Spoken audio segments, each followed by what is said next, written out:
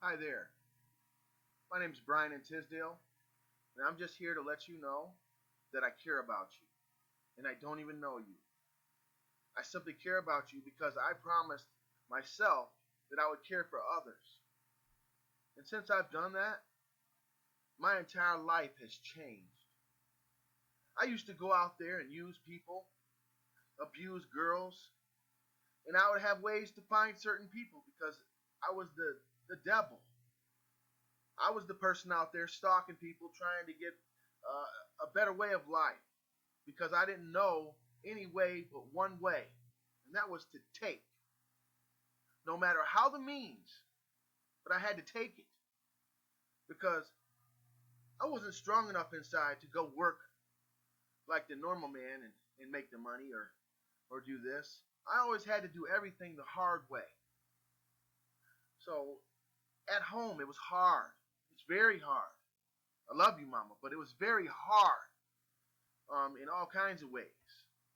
So I'm just here to break the silence for people that's been sexually abused, and I was a victim, and that is what broke me down every day was thinking, did I deserve that? What did I do to make that man do that to me? Why?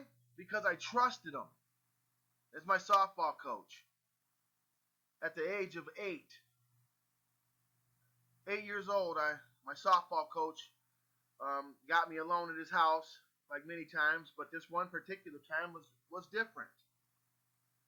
Um, he was a grown man, so I kind of listened to him, and then I realized that I was in a bad situation, and oh boy. So something inside of me clicked, and I wish it clicked in other people, that Brian, you got to get the hell out of here. Age of 18, flight or flight kicked in. I kicked the man, and I ran out the door, and I didn't tell anybody. Until this very day right now, I want you to know that I have carried this unbelievable pain, but I have a smile. And that's what you have to do. You have to smile. As they would say, you have to fake it until you make it.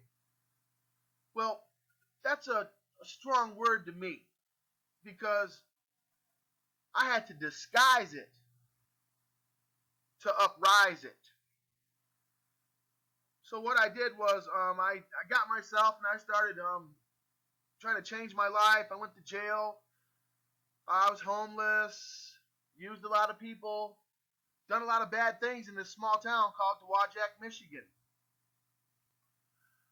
Well, one day my friend died, and I tell you what, I was supposed to give his eulogy, and he was my he was my role model. He was Cliff Bastion. I called him Clippy, and he always had a smile. And when I was selfish enough after he passed away that night, I got in some trouble.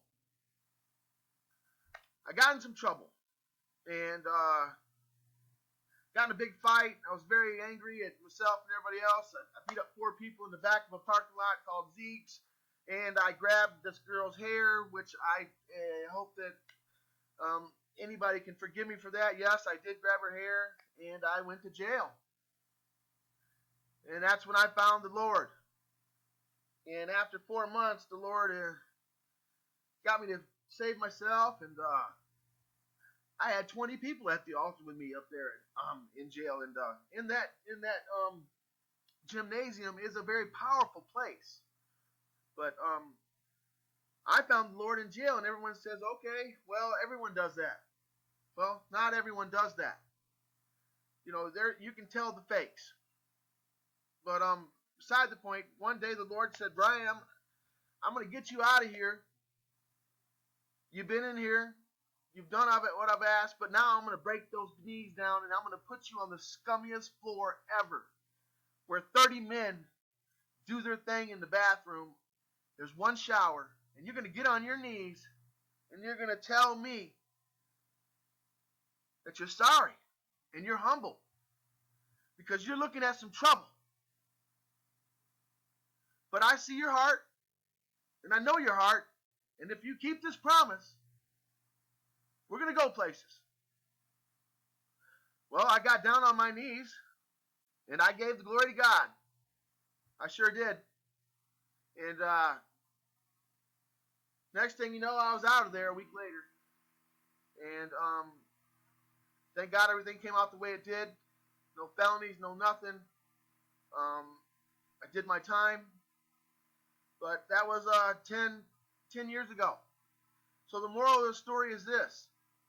Please, in any situation, try and think down the road. Yes, you might use that excuse. Oh, I black out. I black out. Yeah, you black out. But look here, you know that conscience speaks to you before you black out. You choose to black out or not. So, I want to tell you this. You can do anything in the world, even with a disability. You don't have to be handicapped. You don't have to have 2 arms missing and everything gone in hopes of house material items. You can still come out of anything with one positive move.